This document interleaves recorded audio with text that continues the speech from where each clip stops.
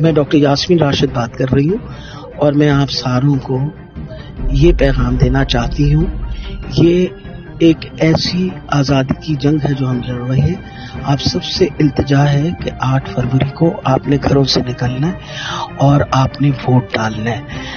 یہ ووٹ ہی ہماری طاقت ہے اور انشاءاللہ اس طاقت سے ہم پاکستان کو ایک بہتر مستقبل دیں گے. میں ڈاکٹر یاسمین راشد بات کر رہی ہوں اور میں آپ ساروں کو یہ پیغام دینا چاہتی ہوں. یہ ایک ایسی آزادی کی جنگ ہے جو ہم لڑ رہے ہیں. آپ سب سے التجا ہے کہ 8 فروری کو آپ نے گھروں سے نکلنا ہے اور آپ نے ووٹ ڈالنا ہے. یہ ووٹ ہی ہماری طاقت ہے اور انشاءاللہ اس طاقت سے ہم پاکستان کو ایک بہتر مستقبل دیں گے.